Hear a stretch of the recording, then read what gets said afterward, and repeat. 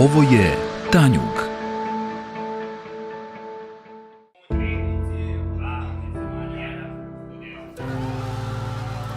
Ušli smo upravo u 10. sat današnjih razgovora.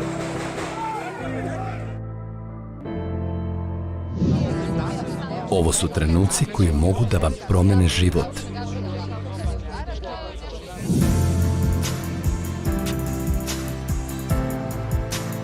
Ovo su lica kojima verujete. Dobro jutro, Tanjug. Ovo je iskustvo.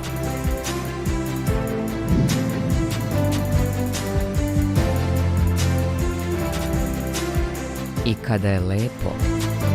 Šta za vas predstavlja jedan trenutak? I kada je teško. Tačno na mestu. Evo sada mi javljaju da je Tanjugu upravo potvrđeno.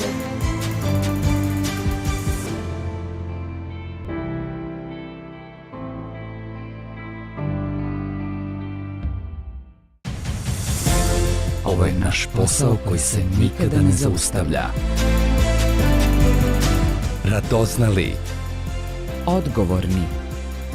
tačni.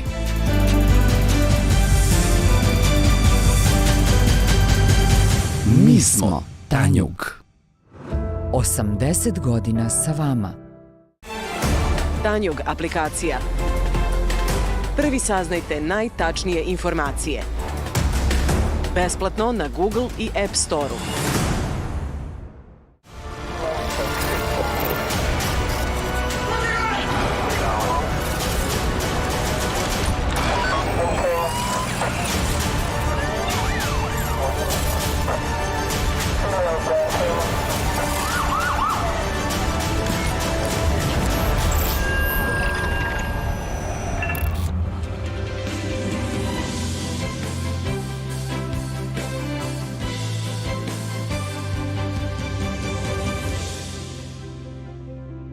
Od sada i Tanjug TV na Telebox aplikaciji. Besplatno. Gledajte šta želite, kada želite i gde želite. K1, Kazbuka, TV Doktor i Tanjug TV na Telebox aplikaciji. Dostupno na Google Playu i na Apple Store-u.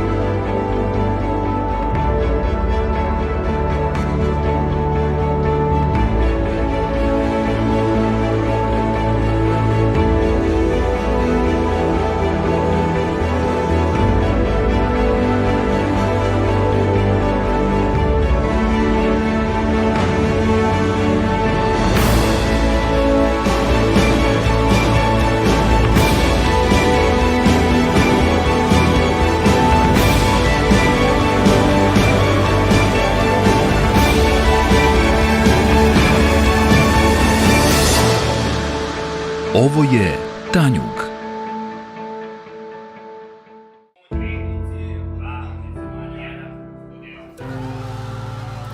Ušli smo upravo u 10. sat današnjih razgovora.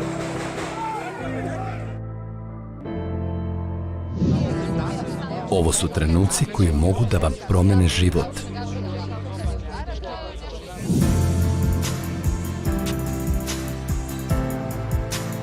Ovo su lica kojima verujete. Dobro jutro, Tanjug. Ovo je iskustvo.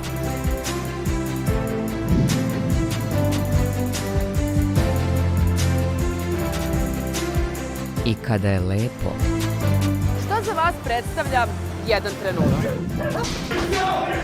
I kada je teško. Tačno na mestu. Evo sada mi javljaju da je Tanjugu upravo potvrđeno.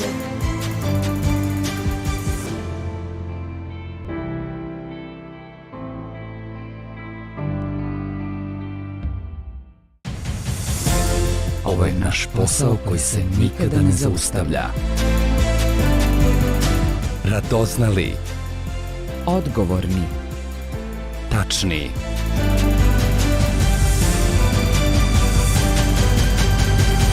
Mi smo Tanjug. 80 godina sa vama. Tanjug aplikacija.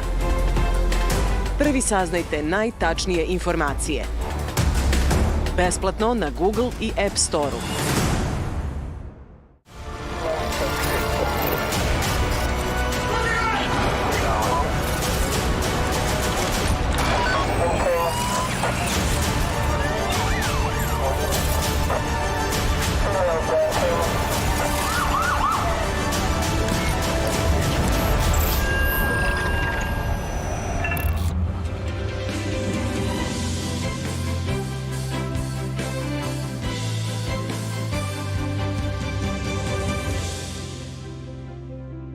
Od sada i Tanjug TV na Telebox aplikaciji. Besplatno. Gledajte šta želite, kada želite i gde želite. K1, Kazbuka, TV Doktor i Tanjug TV na Telebox aplikaciji. Dostupno na Google Playu i na Apple Store-u.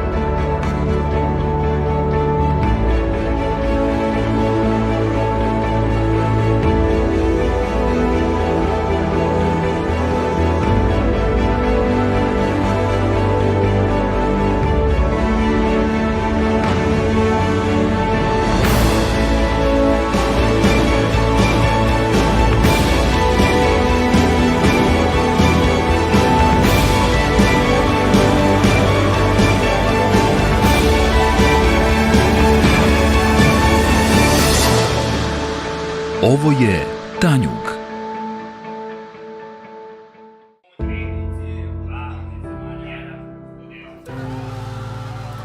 Ušli smo upravo u 10. sat današnjih razgovora.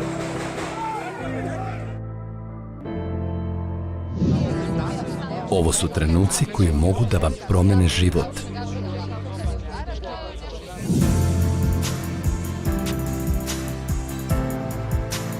Ovo su lica kojima verujete. Dobro jutro, Tanjug. Ovo je iskustvo.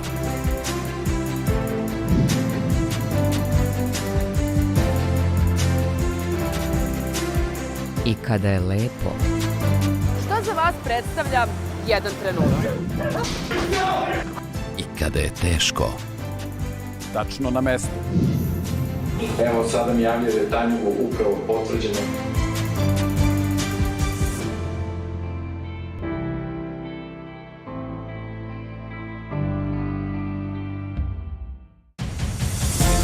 Ovo je naš posao koji se nikada ne zaustavlja.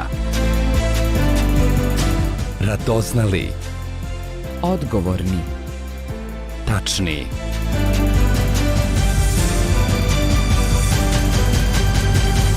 Mi smo Tanjug. 80 godina sa vama. Tanjug aplikacija. Prvi saznajte najtačnije informacije. Besplatno na Google i App Store-u.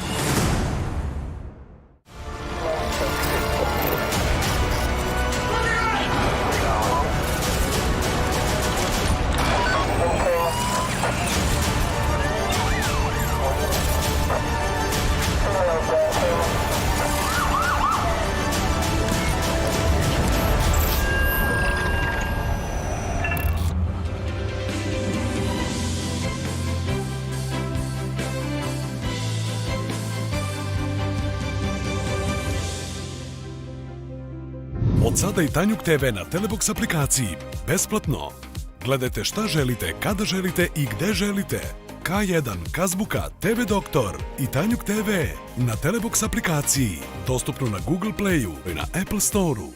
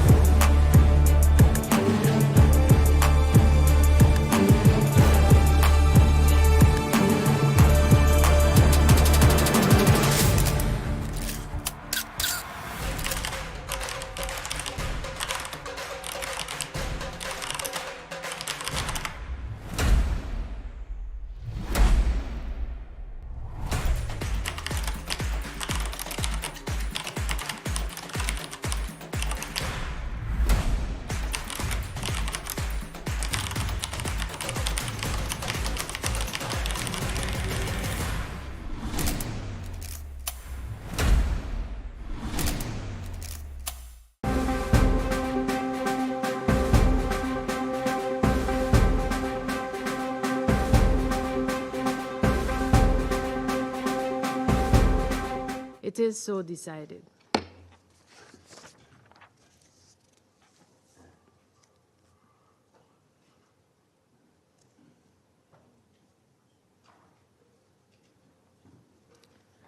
The Security Council will now begin its consideration of Item 2 of the agenda.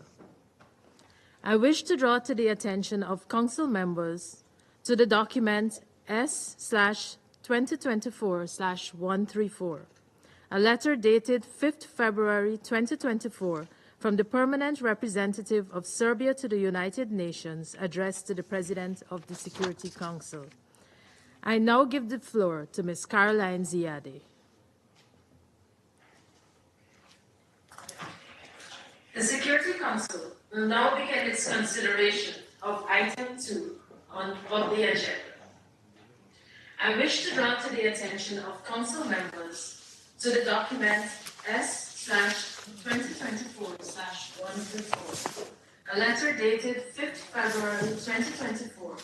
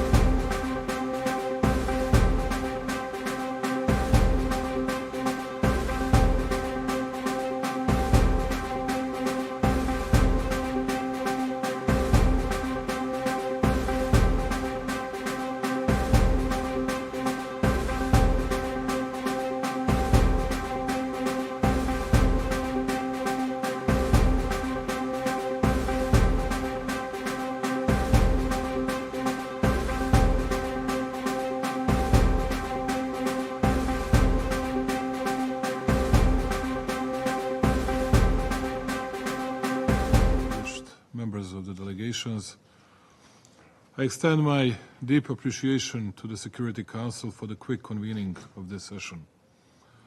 It has paramount importance, and it is truly necessary because of the ongoing situation in the territory of Kosovo and Metohija, which is absolutely contrary to the UN Charter and relevant Security Council resolutions. In concrete terms, the provisional institutions of self-government in Pristina have created in the respective territory the unbearable living conditions for Serbs, and they are now carrying out widespread systematic attacks against Serb civilians, as well as their persecution. Such a situation, in the absence of appropriate reaction, could cause irreparable harm to the survival of the Serbian people in Kosovo and Metohija. At a Security Council session dedicated to the 6-month UNMIK report, the Republic of Serbia regularly informs this Council and the international public of the ongoing situation, and particularly of the very difficult position of Serbian and other non-Albanian population in Kosovo and Metohija. The Republic of Serbia asked for this extraordinary session of the Security Council precisely because current events and Pristina's activities are of such nature that they can cause the irreparable harm also into period until the convening of the session that would be dedicated to the 6-month UNMIK report.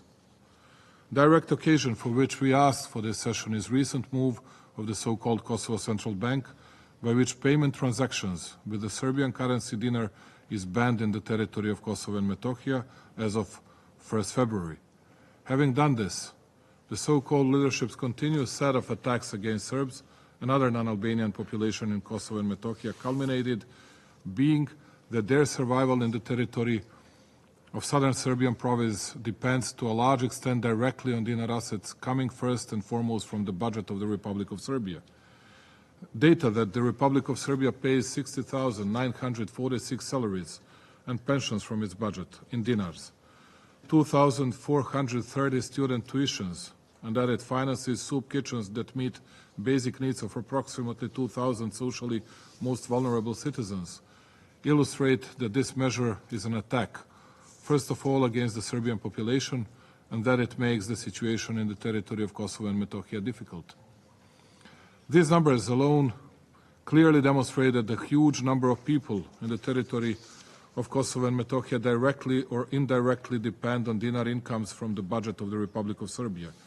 Due to that, it is obvious that the ban of dinar payment transactions, i.e. decision to abolish dinar as the legal tender, deprives directly huge number of people of their basic personal means of living. Additionally, one should have in mind that around 6,794 Serbian and non-Albanian farms in the territory of Kosovo and Metohija depend directly on dinar subsidies from the Republic of Serbia, while the survival of 922 business entities owned by the Serbs in Kosovo and Metohija, which are directly dependent of dinar payment transactions, is no longer operationally viable or possible. To sum up, with a decision to ban dinar payment transactions, Pristina's regime directly disables any operation of all medical, educational, social, cultural, and other institutions that enable Serbs to provide themselves and their families with basic provisions, to have education, to get medical treatment, buy medications, and do everything that is considered to be ordinary life with a minimum of human dignity.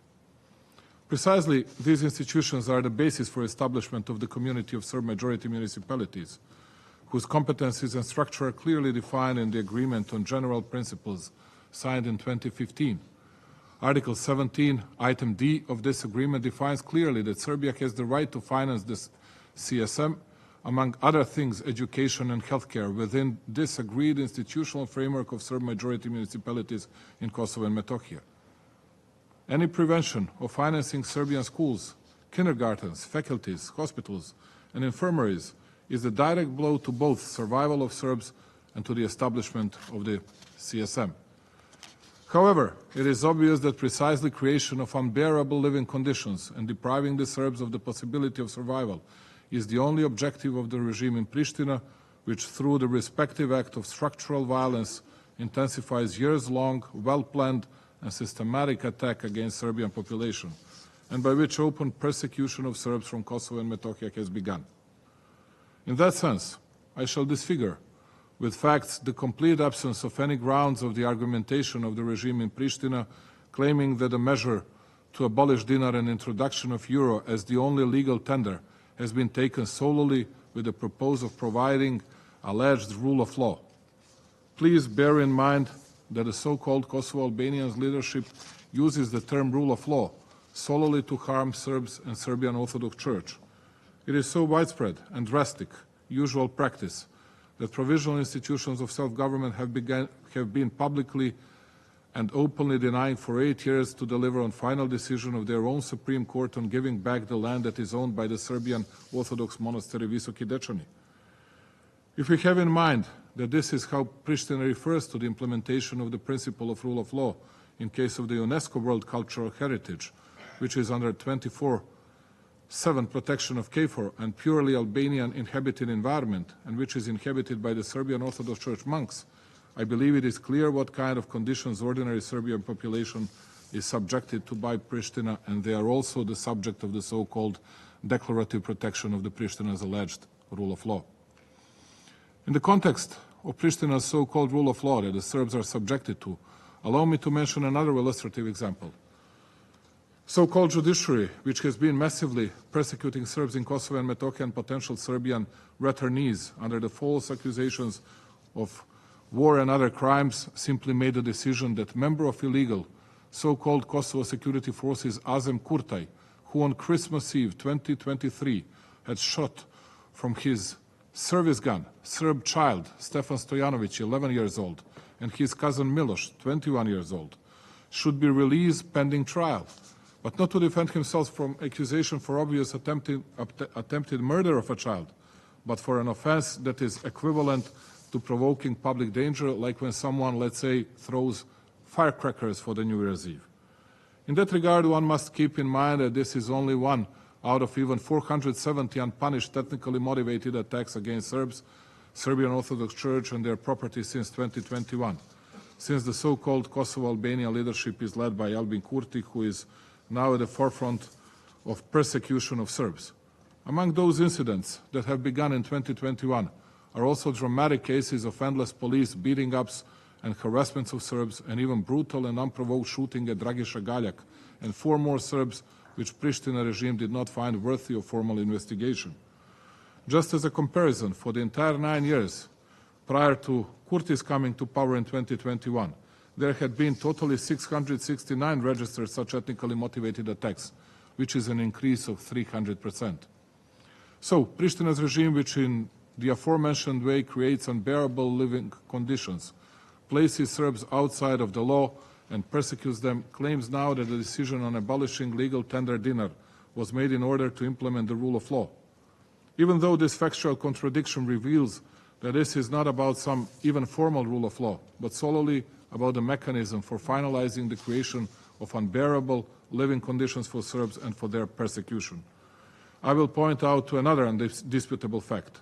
It seems indisputable that euro was introduced in the territory of Kosovo and Metohija as the only legal tender in an obviously illegal way, because it was done by the unilateral decision of the political leadership in Pristina. It is undisputable not only due to the fact that dinar is the legal tender in the Republic of Serbia, and therefore it cannot be banned in Kosovo and Metohija as the part of the territory of the Republic of Serbia, which is placed under international administration by UN Security Council Resolution 1244. This dangerous measure of the regime in Pristina was taken illegally also because euro is the legal international currency issued by the European Central Bank. Due to that, it is obvious that Pristina leadership resorted to illegal use of euro, which is said in publicly available information of the European Union and the European Central Bank, which says on its official web presentation that the so-called Kosovo quotation adopted the euro unilaterally in 2002 and have since used it as their de facto currency. This means that the euro is not legal tender there, but is treated as such by the population. Therefore, imposing the euro in this case was undeniably done not for the purpose of any rule of law, but without any legal basis and appropriate arrangements with the European Union, and only and exclusively for the purpose of completing the creation of unbearable living conditions for Serbs and their expulsion from Kosovo and Metohija.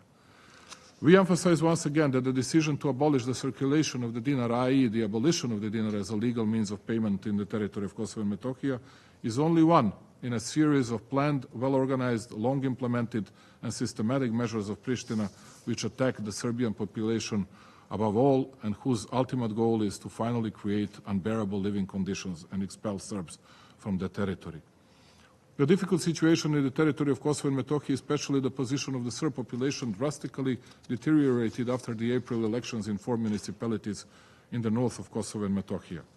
After the political representatives of the majority Serb population in those municipalities, due to increased repression and political disenfranchisement, left the provisional institutions of self-government at the request of their voters, additional pressures and attacks by Pristina on the Serbian people followed. With the constant structural and physical violence of armed formations composed almost exclusively of Albanians, Pristina, contrary to the will of the Serbs, called and held elections in these 4 municipalities. For clear and justified reason, the Serbs boycotted these elections. More than 97% of the inhabitants of the north of Kosovo and Metohija are Serbs, so only 0.029% of the total number of Serbs and only slightly more than 3% of the total number of registered voters turned out for these so-called elections. The elections were held in completely undemocratic conditions and illegitimate Albanian mayors, forcibly occupied local self-governments with the help of heavily armored personnel of the alleged special police, that is, members of very well-equipped Albanian armed formations. This was followed by the removal of the symbols of Serbia and displaying the designations of the so-called Kosovo. Serbs who until then worked in local self-governments were forbidden to access their workplaces, and the municipal facilities themselves were fenced off and surrounded by barbed wire. Such a situation led to peaceful protests by Serbs, to which Albanian armed groups responded by injuring more than 50 Serbs on 29th of May alone. In that course of events, there was also tragic and reprehensible wounding of KFOR personal members that, for reasons incomprehensible to us, intentionally or unintentionally practically enabled the realization of Albin Kurti's goals. In those events, 4 Serbs were wounded from firearms, and 1 participant of the protest, Dragiša Galjak, was shot in the back from the automatic weapons. As we have already mentioned, no members of Pristina's armed formations were processed for this violence against the Serbs. After the respective developments, the U.S. Secretary of State, the EU High Representative Borrell, and NATO Secretary General Stoltenberg, as well as almost all international officials, were clearly and directly accusing Pristina of escalation in the ground. No doubt that was done by Russian, Chinese, and all the other officials that have never recognized Kosovo's independence. In spite of that, at the European Political Community meeting in Chisinau, I was asked to call the Serbs to sign the petition for replacement of Albanian mayors in Serb-majority municipalities in the north by President Macron and Chancellor Scholz. I told them not to push Serbs, who were under brutal repression, to sign the petition and not to humiliate them by them. I told them that the respective position made no sense, because it is obvious that nobody anywhere in Europe can be legally and legitimately in power if elected with 3% of votes of total numbers of voters. In this case, this is how Albanians were elected in environments where Serbs make 97% of population. Unfortunately, nobody wanted to listen to that and help ending Kurti's crimes. Instead of asking unconditional de-escalation from Pristina, they asked Serbs to unconditionally take part in new elections that Kurti had no intention of organizing and enabling. Additionally, they asked Serbia to lower the level of combat alert of armed forces and reduce the number of soldiers close to administrative line to the usual level, without being previously informed that in that moment there were even less Serbian soldiers than it usually was the case. We had almost immediately met the requests, while Pristina was allegedly sanctioned with the introduction of measures under which it is being equipped by modern weapons by those who imposed measures against it. In the first place, when we asked which international legal document envisages existence of any other armed formation in Kosovo and Metohija apart from KFOR, and according to which document they supply those illegal Albanian formations with weapons, the answer we get is that those who do the respective are powerful, that they recognize the so-called independence of Kosovo, that they do not care about the UN Security Council Resolution 1244 and the UN Charter, and that they can do whatever they please. Those who are supplying weapons to illegal armed formation of Kosovo Albanians do not stop talking about the territorial integrity of Ukraine. We don't mind that. But we do mind that in the place it is only the territorial integrity of the Republic of Serbia and Kosovo and Metohija that is not respected and that is being undermined and violated, and the respective is explicitly guaranteed by the UN Security Council Resolution 1244 and the UN Charter. Due to all the aforementioned, it is logical that many months of Belgrade's efforts to find a solution to this problem in cooperation with the international community were not fruitful. Although it is a fact that the international community marked Pristina as the sole culprit for this escalation, Pristina basically did not face serious consequences for its actions. But the terror against the Serbian population has intensified, which includes, among other things, physical attacks on Serbs, the shutdown of their institutions and attacks on their property and the private property of the Serbian Orthodox Church. This is quantitatively confirmed by the data that in 2023, 179 ethnically motivated attacks on Serbs were recorded, while as many as 21 such attacks have already been recorded since the beginning of this year. This is a case of institutionalized physical and structural violence, which is accompanied by the incursions of Albanian armed groups into institutions financed by the Republic of Serbia and their shutdown, attacks on shipments of money intended for the payment of salaries, pensions, scholarships, and social benefits, then by arrests and harassment of healthcare and postal workers who, in a lawful and the same way as in the previous quarter of a century, transparently try to deliver money to those whom it belongs, and also by many other acts of violence. I particularly emphasize that Pristina is viewing armed formations more and more openly and recklessly in carrying out the persecution of Serbs. Those formations are composed exclusively of Kosovo Albanians, and their existence on the territory of Kosovo and Metohija is undeniably illegal and contrary to the UN Security Council Resolution 1244. Since November 2022, various such armed formations have used illegal and disproportionate force against the Serbian population 98 times, of which 83 times in the area of the north of Kosovo and Metohija. Using the mechanisms of provisional institutions in the period since November 2022, they carried out 38 incursions into the north of Kosovo and Metohija, and with the illegal expropriation of land privately owned by Serbs and Serbian Orthodox Church, established a continuous presence in this area where Serbs make more than 97% of the population. Those armed groups also carry out arbitrary arrests of prominent Serbian individuals in that region and other known forms of physical and institutional violence against the Serbian population. Among other things, they carry out acts of mass intimidation of the Serbian population through, number one, obstructing the freedom of movement of Serbs through reasonless stops, humiliating treatment, beatings, and even other violent acts at illegally established armed checkpoints and all other locations in the entire north. Two, unjustifiably opening fire and the almost constant presence of armored fighting vehicles in peaceful urban areas. Three, illegal expropriation of land privately owned by Serbs, which they then used to build new military facilities in that area. Four, adopting decisions on confiscation of buildings owned by Serbian institutions which have been the owners of those facilities for more than 1 century. Five, the violent seizure of the property of the Serbian Orthodox Church, thus violating the special protection zones around the Serbian Orthodox Church facilities. Six, plowing and destruction of Serbian cemeteries. Seven, the imposition of an illegal embargo on Serbian goods and confiscation of legal goods owned by Serbian traders. Unfortunately, the list of illegal activities does not end there, and it is much longer when actions against Serbs in all other areas of Kosovo and Metohija, which they still inhabit, are included.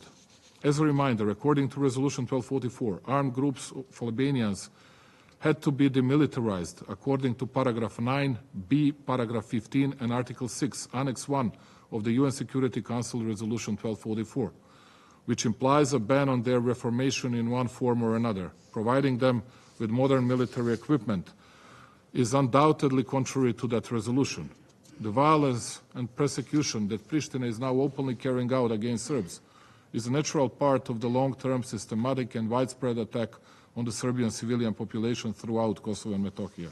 In the past year alone, obviously due to the described physical and structural violence of Pristina institutions towards the Serbian population, more than 14% of Serbs left Kosovo and Metohija. It is tragic that Pristina is carrying out the aforementioned actions while at the same time, with the mediation of the EU, the dialogue between Belgrade and Pristina has been in progress for many years, which the United Nations General Assembly in a resolution from 2010 designated as an instrument for strengthening security and cooperation, progress on the path to the EU, and improvement of people's lives. Its basic formal scope is certainly the first agreement of principles governing the normalization of relations dated 19th of April 2013, which obliged Pristina to establish the community of Serb municipalities.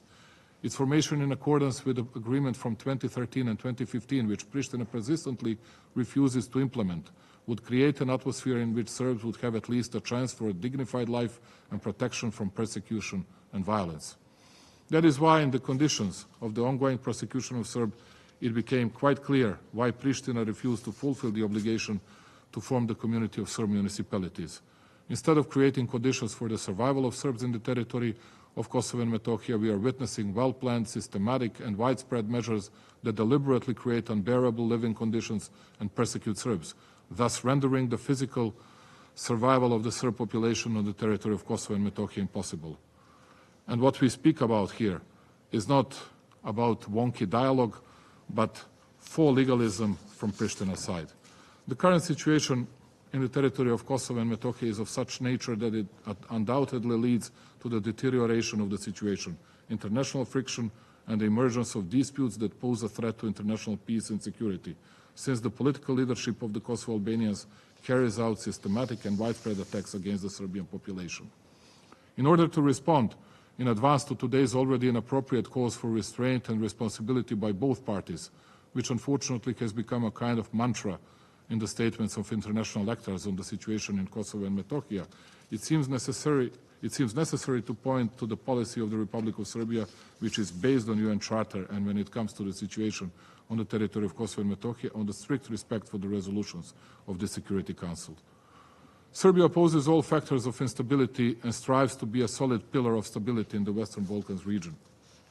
For years, Serbia has been attracting record amounts of foreign direct investments, greater than the rest of the region's countries combined. Serbia's development plans are very ambitious. In 2027, we will host the Expo exhibition, having a particular impact on the development strategy, which has been worked out in detail throughout, plan with the colorful name Leap into the Future. The very fact that Serbia, as a responsible country and a constructive international actor, addressed the UN Security Council, refraining so far from any unilateral response to the actions of Pristina. I believe that it is not in anyone's interest that in a world where too many hotspots have already been opened, the Balkans will once again become a zone of instability due to the blind and senseless hatred of the Pristina regime towards the Serbs living in Kosovo and Metohija. I hope that after today's meeting, even those members of the UN Security Council who recognize the illegal unilaterally declared independence of the southern Serbian province will understand that Pristina's latest moves are not just an attempt to consolidate something that a significant majority of UN members, including Serbia, do not recognize as a state, but to endanger and violate the peace. Pristina's attempt to implement the abolition of dinar payment transactions and remove the dinar as a means of payment is nothing more than another in a series of acts of persecution and a systematic and widespread attack on the Serbian population. In one word, a crime against humanity. I also take this opportunity to thank to all of the officials from the United States and the EU and all our traditional friends from the East for reacting to Pristina's latest escalating moves with statements of condemnation. However, the recent seizure in Pristina of money intended for pensions and social benefits for Serbs, as well as the arrest and criminal prosecution of people who transferred that money in a completely transparent and legal manner, as in all years during the past quarter of century, irrefutably proves that the statements given were clearly not enough means to persuade Pristina to immediately end the persecution of the Serbs and turn away from attempts to destabilize the region. I'm not even sure that the request of certain international actors to postpone the implementation of the regulation is the right way, because in that way Pristina is actually indirectly encouraged to continue making unilateral decisions with the technical procedural requirement that it just be more careful in choosing the moment and the manner of implementing those unilateral moves. The solution to this crisis, as well as to all other crises that Pristina has produced in the past period, can only be a clear order to immediately stop all the mentioned measures which deliberately create unbearable living conditions and carry out the persecution of Serbs, as well as decisive discouragement and preventing Pristina from resorting to any unilateral moves in the future concerning the Serbian people in Kosovo and Metohija. In this context, we ask the Security Council not to lose sight of the fact that in 2022 the Republic of Serbia, due to the described threat to the safety and survival of Serbs by armed Albanian formations, sent a request to the commander of KFOR that in accordance with Resolution 1244 and the military technical agreement from Kumanovo, enabled the return of the agreed number of Serbian security personnel who would assist international forces in protecting the Serbian population.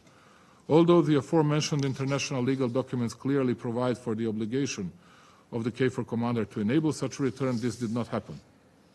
The Republic of Serbia therefore calls on the Security Council, international organizations and countries that can influence the resolution of the crisis to take urgent and decisive measures with the aim of normalizing the situation in Kosovo and Metohija, preventing further persecution of Serbs, and creating conditions for the resumption of a meaningful dialogue between Belgrade and Pristina in accordance with the UN Charter and UN Security Council resolutions 1160, 1199, 1203, 1239, and 1244.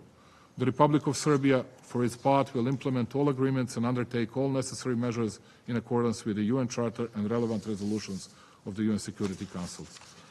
In closing, I want to thank all of you, dear representatives of the Security Council members, particularly those countries who strictly observe the UN Charter and the principles that international law is founded on, as well as all of you who showed readiness to listen to me and hear what Serbia has to say regarding the issue of Kosovo and Metohija and the necessity of protection of Serbian people from persecution carried out by provisional institutions of self-government in Pristina, which may bring to irreparable harm and that all of us together must avoid in the interest of preservation of life, peace, and stability. Thank you, Madam President, once again. I thank His Excellency, Mr. Vučić.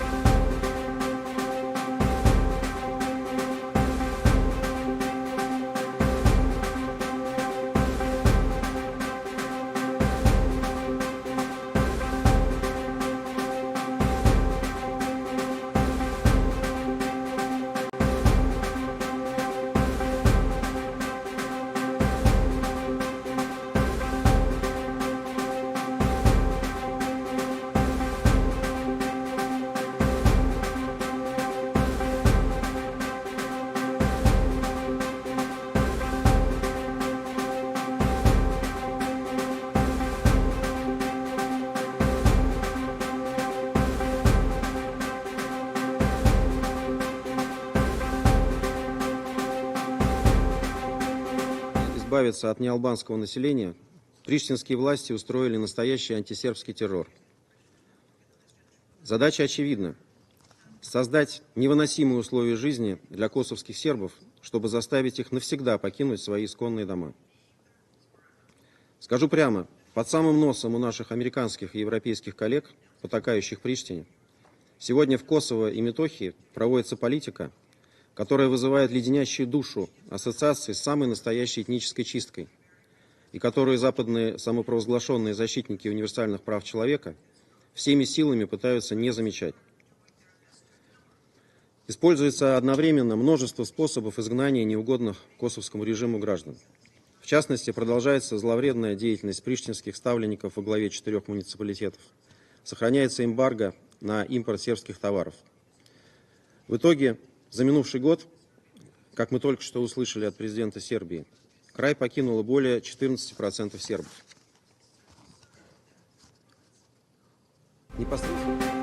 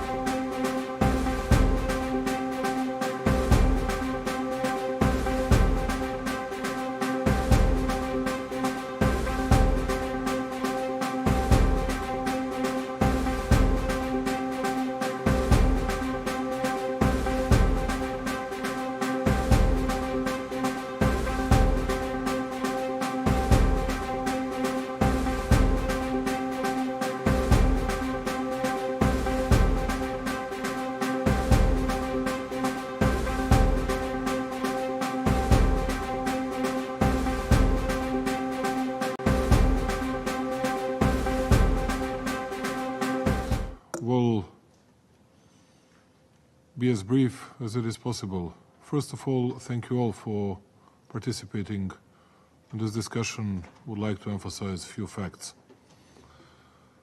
Number one, I wanted to say that Serbia will do everything that is possible to be done to keep peace, stability and tranquility in the region, as we have always been doing. I was referring to all of you with, I believe, the real facts and arguments without ad hominem ad personam, insults, scoffings and scoldings, and will continue so. Speaking about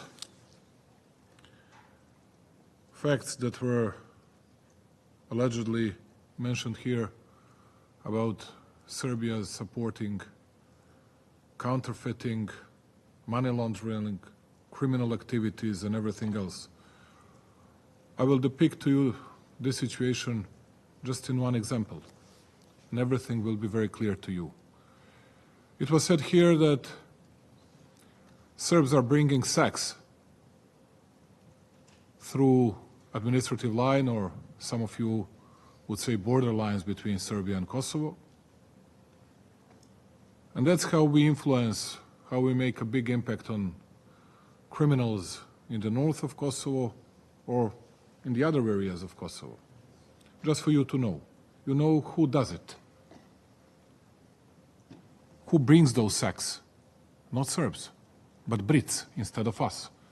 They're authorized and specialized company, Henderson. They're doing a legal job, don't worry. We paid to them. We engaged Brits. The name of the company is Henderson. They transfer our money to Kosovo in those sex. Just for you to see how transparent we are. Although Brits, as you know, have already recognized Kosovo's independence. And when you speak about suspension and saying good things about suspension of implementation of the abolishment of dinner, I need to tell you that it's not true at all. To our Korean, Sierra Leone's and all the other friends that have just mentioned that. Because they stopped the car which were run by Henderson Company, which were bringing money for pensions, salaries, and of course social beneficiaries as well. Number two, here you heard, and it's good, that some of people, as the citizens of Serbia, wanted to speak about Serbian democratic life. They were saying that we were torturing and at the end paralyzing the opposition leader in Serbia. The name of a man is, as they said, Mr. Sandulovic.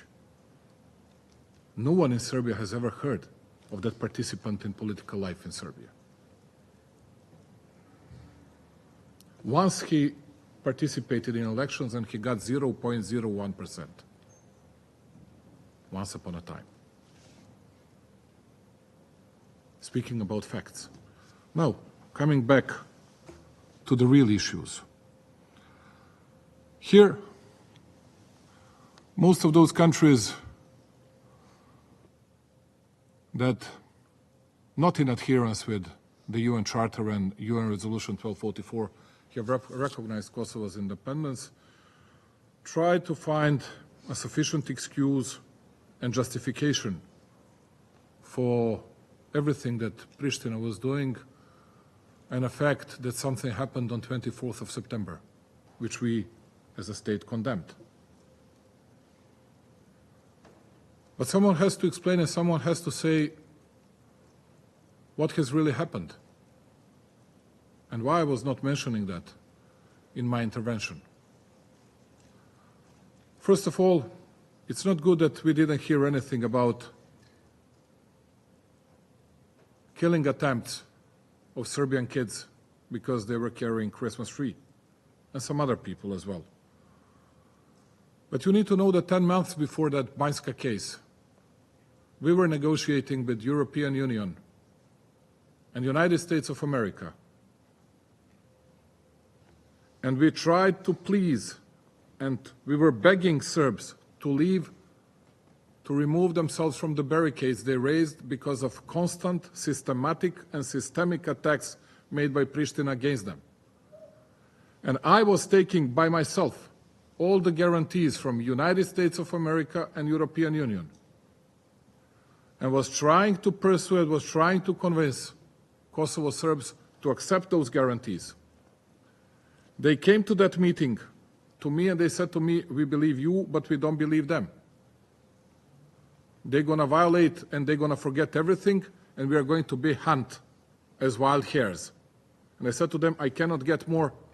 We need to believe to our American and our European partners. They said to me, we'll do it, but we still don't believe that they will respect, they will obey what they promised to us. As a matter of fact, 3 months after that, Pristina authorities started hunting Serbs that were erecting those barricades. And that was one of the reasons why those people that were born, that were living an entire their life in Kosovo, wanted to defend their own thresholds, their own families. Did they do it rightfully? I don't believe that. But you need to know the real reasons. Even after that, we started the process of investigation. And we'll see an indictments. But someone has to understand that according to UN Charter and Resolution 1244, the only territorial integrity that's been violated, it's Serbia's territorial integrity. There are no other countries that there has been any kind of territorial integrity violations.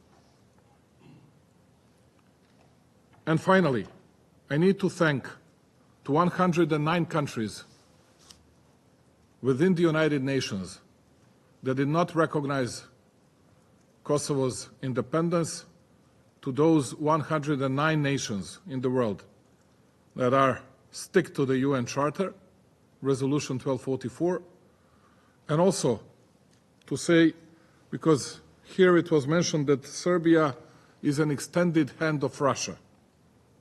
As a president, proud president of Serbia, I am saying to all of you, and as you can see, it's easy for me to look at your eyes and to say that Serbia is an independent, sovereign, freedom-loving country, that we are not puppets of anyone, neither of United States of America, Russia, or any other country in the world, and that will remain so.